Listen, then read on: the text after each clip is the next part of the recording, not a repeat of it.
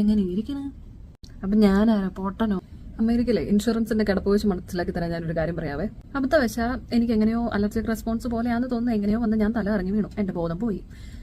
ഇടയ്ക്ക് ഇച്ചിരി തിരിച്ചു കിട്ടിയപ്പോൾ ഞാൻ എൻ്റെ ഫോൺ എടുത്ത് 911 വിളിച്ച് ലാസ്റ്റ് എന്നെ ആംബുലൻസ് കൊണ്ടുപോകാനൊക്കെ പാരാമെഡിക്സ് വന്നു കഴിഞ്ഞപ്പോൾ എനിക്ക് കുറച്ചൊക്കെ സ്റ്റേബിൾ ആയിരുന്നു. അപ്പോൾ ഞാൻ ഇങ്ങനെ പറഞ്ഞു ഞാൻ തന്നെ വന്നോളാം എന്നൊക്കെ പറഞ്ഞു. പക്ഷേ അവർ പറഞ്ഞു നിങ്ങളുടെ BP ഡ്രോപ്പ് ആവുന്നുണ്ട്, ഹാർട്ട് റേറ്റ് കുറയുന്നുണ്ട്, സോ ഹോസ്പിറ്റലിൽ പോകണം. അങ്ങനെ അവരെന്നെ ചുമന്ന് കിട്ടി ആംബുലൻസ് കയറ്റി ഹോസ്പിറ്റലിൽ കൊണ്ടുപോയി. ഈ ഹോസ്പിറ്റലിൽ പോകുന്ന വഴിക്ക് ഞാനിങ്ങനെ പറയുന്നുണ്ട് എന്നെ നെറ്റ്വർക്കിലുള്ള ഹോസ്പിറ്റലിൽ കൊണ്ടുപോകണേ പറക്കണേ ഇങ്ങനെ ഞാൻ പറഞ്ഞിട്ടുണ്ട്. അങ്ങനെ എന്നെ ഒരു 3 മൈലുള്ള ഹോസ്പിറ്റലിൽ കൊണ്ടുപോയി എത്തിച്ചു. ഞാൻ ഇനി അടുത്തത് എനിക്ക് വേറെ കുഴപ്പമൊന്നും ഉണ്ടായിരുന്നില്ല. ഞാൻ കുറച്ച് ഒരു 3 മണിക്കൂർ കഴിഞ്ഞപ്പോൾ ഞാൻ വീട്ടിൽ വന്നു കഴിഞ്ഞാൽ ഞാൻ ഇങ്ങനെ ഒരു മാസത്തോളം ഞാൻ ഇങ്ങനെ വെയിറ്റ് ചെയ്തു എൻ്റെ ആംബുലൻസിൻ്റെ ബില്ല് വരാൻ വേണ്ടി. എനിക്ക് ബില്ല് വന്നു. അവരുടെ ടോട്ടൽ ബില്ല് 4000, എല്ലാം കൂടെ അവരുടെ ഏതാണ്ടൊക്കെ ഡിഡക്ഷനും മറ്റുമൊക്കെ കഴിഞ്ഞിട്ട് എൻ്റെ ബില്ല് വരുന്നത് 650 സംതിങ്. അപ്പോൾ അവരുടെ കയ്യിൽ എന്നെ പറ്റിയുള്ള ആകെ ഉണ്ടായിരുന്ന ഡീറ്റെയിൽസ് എൻ്റെ പേരും എൻ്റെ വീട്ടുപേരും എൻ്റെ വീടിൻ്റെ അഡ്രസ്സിലേക്കാണ് എനിക്ക് അവർ ബില്ല് അയച്ചേക്കുന്നത്. ഇനിയാണ് കഥ വരാൻ വേണ്ടി പോകുന്നത്.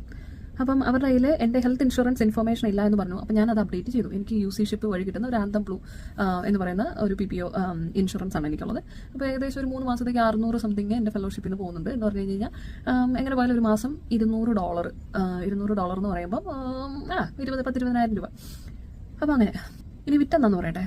എനിക്ക് എൻ്റെ ആന്തം ബ്ലൂ അവരുടെ ഇൻഷുറൻസ് ഇൻഫർമേഷനൊക്കെ കൊടുത്ത് അവർ ഇൻഷുറൻസിന് എനിക്ക് അവർ ബില്ലടിച്ചു. എൻ്റെ ഇൻഷുറൻസ് $4000 3200 രൂപ അവർക്ക് രൂപ എന്നേ വരെയുള്ള വായിൽ ഡോളർ അടച്ചു കഴിഞ്ഞ് ബാക്കി എനിക്ക് വന്നിരിക്കുന്ന ബില്ല് 800 സംതിങ്.